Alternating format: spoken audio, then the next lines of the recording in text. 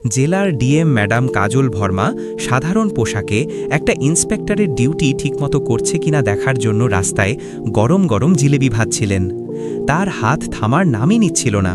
ঠিক তখনই বাজারের ইন্সপেক্টর অমিত সিংহ তার ইউনিফর্ম পরে সেখানে এলেন। সোজা কাজলের খোমচার কাছে এসে এক প্লেট জিলেবি তুলে নিয়ে একপাশে দাঁড়িয়ে খেতে লাগলেন। কাজল প্রথমে ভেবেছিলেন পরে টাকা দেবেন, কিন্তু জিলেবি শেষ করে চলে যাবার সময় কাজল ডেকে বললেন, সাহেব টাকা দিন, জিলেবি ফ্রি হয় না। টাকা কিসের, তুই আমায় চিনিস না? কাজল শান্ত গলায় বললেন, যে জিলেবিগুলো আপনি এইমাত্র খেলেন। অমিত হো হো করে হেসে উঠলেন, গলা জোরে আর দাপটের সঙ্গে বললেন, আরে জানিস না আমি কে? আমি এলাকার ইন্সপেক্টর। আমার কাছে টাকা চাইছিস? পুলিশের কাছ থেকেও টাকা নেবি? কাজল একদম শান্তভাবে বললেন, সাহেব এখানে যেই খাক টাকা দিয়ে যায়, যেই হোক না কেন। এটা শুনে অমিতের মুখ লাল হয়ে গেল। মনে হলো ওই মহিলা সবার সামনে তার সম্মান তুলে ছুঁড়ে ফেলে দিয়েছে। ভিড় জমতে শুরু করল, সবাই তামাশা দেখছে। কাজল আবার বললেন, সাহেব আমি শান্তভাবে বলছি, আমার টাকা দিন। অমিত গর্জে উঠলেন, ইন্সপেক্টর সাহেব তুমি জানো না আমি কে? 1 মিনিটও লাগবে না তোকে ভেতরে ঢোকাতে। বড় এসেছিস আমার কাছে টাকা চাইতে? কাজল একদম ঠান্ডা গলায় বললেন, ইন্সপেক্টর সাহেব আপনি কারোর সঙ্গে এমন করতে পারেন না। অমিত রাগে অন্ধ হয়ে হঠাৎ কাজলের গালে জোরে একটা চড় মেরে বসলেন।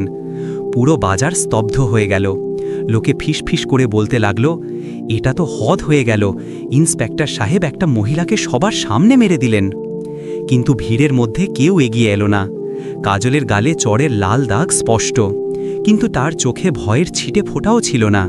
শুধু অমিত সিংহকে সোজা তাকিয়ে থেকে ধীরে বললেন, এই চড়ের আওয়াজ অনেক দূর পর্যন্ত যাবে ইন্সপেক্টর সাহেব।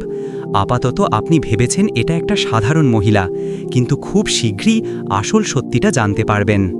অমিত ঠাট্টা করে হেসে বললেন, ওরে বাবা ধমকিও দিচ্ছে, যা বেশি নাটক করিস না, তোর খোমচাটাও উঠিয়ে দেব, তোকেও তুলে নেব। এরপর তিনি চলে গেলেন। কিন্তু বাজারে যেন স্তব্ধতা নেমে এলো। লোকেরা আস্তে আস্তে ছড়িয়ে পড়ল। কাজল চুপ করে দাঁড়িয়ে রইলেন। ভেতরে ভেতরে রাগ ফুটছে। সেই মুহূর্তে তিনি মনে মনে ঠিক করে ফেললেন, এই ব্যাপারটা হালকাভাবে নেবেন না, তবে এখনই নিজের পরিচয় প্রকাশ করবেন না। জানতে চান এই ইন্সপেক্টর আর কাদের সঙ্গে এমন করে, আর তার পেছনে কারা কারা আছে। অন্যদিকে অমিত সিংহের নিজের কীর্তিতে একটুও লজ্জা নেই। থানায় বসে সিপাইদের গল্প করছেন, কাল দেখলি তো ওই মহিলাকে সবার সামনে কি সুন্দর সবক শিখিয়েছি। এখন আর কোনো রাস্তার দোকানদার বা খোমচাওয়ালার সাহস হবে না পুলিশের কাছে টাকা চাইতে। সব সিপাই হাসছে, কিন্তু তাদের মুখেও ভয়। তারা জানে অমিত সিংহের রাগ কতটা ভয়ঙ্কর। কাজল ধীরে ধীরে পা বাড়াতে লাগলেন। গোপনে বাজারের কিছু লোকের সঙ্গে দেখা করে জেনে নিলেন, এটা প্রথম ঘটনা নয়। ইন্সপেক্টর প্রায়ই দোকানদারদের কাছ থেকে ফ্রি মাল নেয়, টাকা দেয় না, বিরোধ করলে ধমকায় বা মারে। অনেকের খোমচা তুলিয়ে দিয়েছে। এসব শুনে কাজলের রাগ আরও বেড়ে গেল। ঠিক করলেন এবার ওই ইন্সপেক্টরকে তার আসল জায়গা দেখাতে হবে। এদিকে অমিতের কানে খবর এলো, যে মহিলাকে তিনি চড় মেরেছেন সে কোনো সাধারণ মহিলা নয়। তারই এক সিপাই কাজলকে চিনে ফেলেছিল। স্যার ও তো জেলার ডিএম কাজল ম্যাডাম। খবরটা শুনেই অমিতের মুখের রং উড়ে গেল, হাত কাঁপতে লাগলো। কিন্তু পরক্ষণেই নিজেকে সামলে নিয়ে বললেন, ডিএম হলেও কি হয়েছে, আমি ভয় পাওয়ার লোক নই। আমার পেছনে বড় বড় লোক আছে, কিছুই করতে পারবে না। তবে থানায় বসে চা খেতে খেতে মিনিস্টারজিকে ফোন লাগালেন। ওপাশ থেকে পিয়ে বলল, হ্যাঁ ইন্সপেক্টরজি বলুন। অমিতের গলা একটু কাঁপছিল, তবু বললেন, ভাই সাব জরুরি কাজ, মিনিস্টারজির সঙ্গে তৎক্ষণাৎ দেখা করতে হবে, ব্যাপারটা বড়। পিয়ে হেসে বলল, আপনার জন্য তো মিনিস্টারজি সবসময় ফ্রি। অমিত বাইক নিয়ে মিনিস্টারের বাড়ি ছুটলেন। বাড়ির বাইরে গার্ডরা স্যালিউট ঠুকে ভেতরে ঢোকালো। মিনিস্টারজি সাদা কুর্তা পাজামা, কপালে তিলক নিয়ে বেরিয়ে এলেন। হেসে বললেন, আয় অমিত, শুনছি বাজারে কিছু গণ্ডগোল হয়েছে। অমিত পুরো বৃত্তান্ত বললেন। শেষে বললেন, এখন শুনছি ওই মহিলাই নাকি জেলার ডিএম। ব্যাস এই ঝামেলাটা হয়ে গেছে। মিনিস্টারজি বললেন, চিন্তা করিস না, আমি তোর সঙ্গে আছি অমিত সিংহ। অমিতের চোখে চমক ফিরে এলো। এবার তার মনে হলো সব তার হাতে। পরের সকালে শহরের মুখে মুখে একই কথা, ওই মহিলা আসলে কে ছিলেন কারোর সঠিক খবর নেই। আর ডিএম কাজল নিজের কাজ আরও জোরে শুরু করে দিয়েছেন, অমিতের প্রতিটি কাজের ওপর নজর রাখছেন। ইচ্ছে করে এখনও পরিচয় প্রকাশ করেননি, চান অমিত নিজের কীর্তিতেই ফেসে যাক।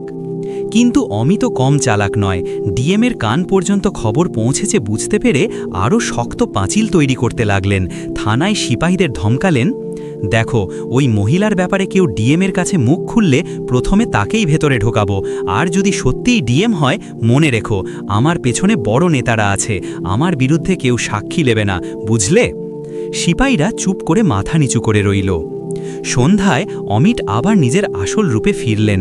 বাজারে গিয়ে সেই জিলেবির খোমচার কাছে দাঁড়ালেন। কাজল সেদিন ছিলেন না, অন্য একজন দোকানদার। অমিত হো হো করে হেসে বললেন, ভয়ে পালিয়ে গেছে মনে হচ্ছে, ভালোই করেছে, না হলে আবার তামাশা হতো। তার জানা ছিল না পাশের দোকান থেকে কাজল সব দেখছেন। এর মধ্যে বাজারের কিছু দোকানদার ধীরে ধীরে অমিতের বিরুদ্ধে দাঁড়াতে শুরু করল। এক সবজিওয়ালা আসতে বলল, সাহেব আপনার থেকে ভয় তো লাগেই, কিন্তু যা করলেন তা ঠিক হয়নি। শুনেই অমিত তার কলার চেপে ধরে সবার সামনে চড় চাপড় মারতে লাগলেন। ভিড় জমে গেল, কিন্তু এবার অনেকে মোবাইলে ভিডিও করতে শুরু করল। পরের দিন অমিত এক চায়ের দোকানে ঝগড়া বাঁধালেন। চায়ের লোকটা বলে ফেলল, ইন্সপেক্টরজি আজকাল আপনার অনেক চর্চা হচ্ছে, যিনি জিলেবির টাকা চেয়েছিলেন তিনি নাকি সাধারণ মহিলা নন। অমিত রেগে গিয়ে চায়ের খোমচা ভাঙতে ও লোকটাকে লাঠি দিয়ে পেটাতে লাগলেন। বাজারে হইচই পড়ে গেল, কিন্তু এবার লোকে পালালা না, অনেকে পুরো ভিডিও করে ফেলল। তার পরের সকালে আবার সেই খোমচা, একই গরম জিলেবি আর সাধারণ পোশাকে কাজল, হাসি মুখে ভিড়ের মাঝে দাঁড়িয়ে, জিলেবির গন্ধ চারদিকে, গ্রাহকের ভিড়। হঠাৎ একটা কালো গাড়ি এসে থামল। নামলেন মিনিস্টারজি, সাদা কুর্তা পাজামা, কপালে তিলক। সোজা কাজলের দোকানে এসে তাজা জিলেবি নিয়ে খেতে লাগলেন। কাজল গভীর নিঃশ্বাস নিয়ে এগিয়ে গিয়ে বললেন, মিনিস্টারজি কাল ইন্সপেক্টর অমিত আমার সঙ্গে খারাপ ব্যবহার করেছে, আমাকে চড় মেরেছে। আপনি যদি কিছু না করেন কাল আরেকজনের সঙ্গে একই করবে, আমি চাই আপনি কিছু করুন। মিনিস্টারজি একটু হেসে বললেন, এত ছোট ব্যাপারটা তোমার এত বড় লাগছে, অমিতের কোনো দোষ নেই। কাজল বললেন, ঠিক আছে মিনিস্টারজি, আমি বুঝে গেছি, এবার আমি নিজের মতো করে সব সামলাবো।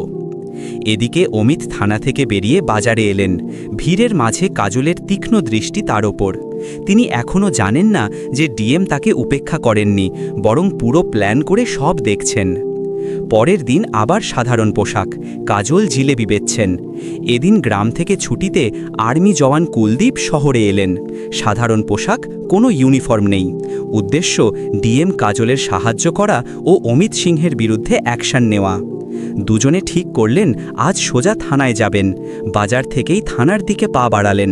রাস্তায় কাজল কুলদীপকে বললেন, কুলদীপ মনে রেখো চুপচাপ কাজ করতে হবে, অমিত সিংহকে কোনো সুযোগ দেওয়া চলবে না। থানায় পৌঁছে সোজা এসএইচওর ঘরে। কাজল বললেন, এসএইচও সাহেব আমাদের একটা রিপোর্ট লেখাতে হবে। এসএইচও বললেন, কি রিপোর্ট? এখানে কোনো রিপোর্ট লেখা হয় না। তারপর রেগে গিয়ে বললেন, রিপোর্ট লিখতে পারি, কিন্তু তার জন্য 500 টাকা লাগবে। কাজল বললেন, এসএইচও সাহেব রিপোর্ট তো ফ্রিতে লেখা হয়, তাহলে টাকা কেন? এসএইচও বললেন, এটা আমাদের থানার নিয়ম, 500 টাকা দাও তবেই রিপোর্ট লিখব, নইলে যাও। কুলদীপ বললেন, কাজল কোনো ব্যাপার না, এখানে এটাই নিয়ম হলে 500 টাকা দিয়ে দিই। পকেট থেকে 500 টাকা বের করে এসএইচওর হাতে দিয়ে বললেন, নিন সাহেব এবার রিপোর্ট লিখুন। এসএইচও জিজ্ঞেস করলেন, বলো কার বিরুদ্ধে রিপোর্ট? কাজল শান্ত গলায় বললেন, আপনাদের থানার ইন্সপেক্টর অমিত সিংহের বিরুদ্ধে। এসএইচও রেগে গিয়ে বললেন, আমি অমিত সিংহের রিপোর্ট লিখতে পারবো না, সে আমাদের থানার লোক, সোজা বলছি। কাজল বললেন, যদি আপনি না শোনেন কাল অমিত আরেকজনের সঙ্গে একই করবে। এসএইচও বললেন, আমি অমিতের রিপোর্ট লিখব না, যা করার করো। পরের দিন কাজল আর অপেক্ষা করলেন না, তৎক্ষণাৎ মোবাইলে পুরো জেলার সিকিউরিটি টিম ও উচ্চ পদস্থ অফিসারদের খবর দিলেন। কিছুক্ষণের মধ্যেই লাল বাতি দেওয়া গাড়ি, সাইরেনের আওয়াজ আর পুরো সিকিউরিটি টিম নিয়ে ডিএম কাজল সাধারণ পোশাকেই থানার সামনে এসে দাঁড়ালেন, মুখে আত্মবিশ্বাস। গাড়ি দেখে থানার ভেতর হইচই পড়ে গেল। অমিত সিংহ ও এসএইচও দেখলেন ডিএম নিজে এসে হাজির, পেছনে পুরো টিম। অমিতের মুখের রং উড়ে গেল। কাজল থানার দরজায় পা রেখে গম্ভীর গলায় বললেন, অমিত সিংহ, আপনি বহুবার লোকের সঙ্গে দুর্ব্যবহার করেছেন, একজন মহিলার গায়ে হাত তুলেছেন। এই মুহূর্তে আপনাকে সাসপেন্ড করা হলো এবং এসএইচও সাহেবও এই কেসে জবাবদিহি করতে হবে। সিকিউরিটি টিম তৎক্ষণাৎ অ্যাকশন নিল। অমিত সিংহকে দাঁড় করিয়ে থানা থেকে বের করে আনা হলো। কাজল অফিসারদের বললেন, এসএইচও এবং অমিত সিংহ, আপনারা দুজনেই সাসপেন্ড। তদন্ত চলাকালীন কোনো ডিউটিতে থাকবেন না, আর কোনো অন্যায় হলে কঠোর ব্যবস্থা নেওয়া হবে। অমিত সিংহ এবং এসএইচও দুজনেই হতভম্ব। এখন আর ক্ষমতা নেই, কাউকে ধমকানোর সাহস নেই। যে সিপাহীরা আর ভিড়ের লোকেরা ভয়ে চুপ করে থাকত, আর ডিএম কাজলের সাহস দেখে স্বস্তির নিঃশ্বাস ফেলল। কাজল ঠিক করে ফেলেছিলেন থানায় পরিচ্ছন্নতা হবে, নাগরিকদের সঙ্গে সম্মানজনক ব্যবহার হবে। তারপর পুরো সিকিউরিটি নিয়ে গাড়িতে উঠে চলে গেলেন। দোস্তরা, এই ভিডিও শুধুমাত্র বিনোদনের জন্য বানানো হয়েছে, এটা কোনো সত্যি ঘটনা নয়। আর হ্যাঁ, আশা করি ভিডিওটা তোমাদের ভালো লেগেছে, তাই একটা লাইক তো বানতি। হ্যাঁ, এমন আরও ভিডিও দেখার জন্য চ্যানেলটা সাবস্ক্রাইব করো আর বন্ধুদের সঙ্গে শেয়ার করতে ভুলো না। তাহলে দোস্তরা, পরের ভিডিওয়ে একটা নতুন গল্প নিয়ে আবার দেখা হবে।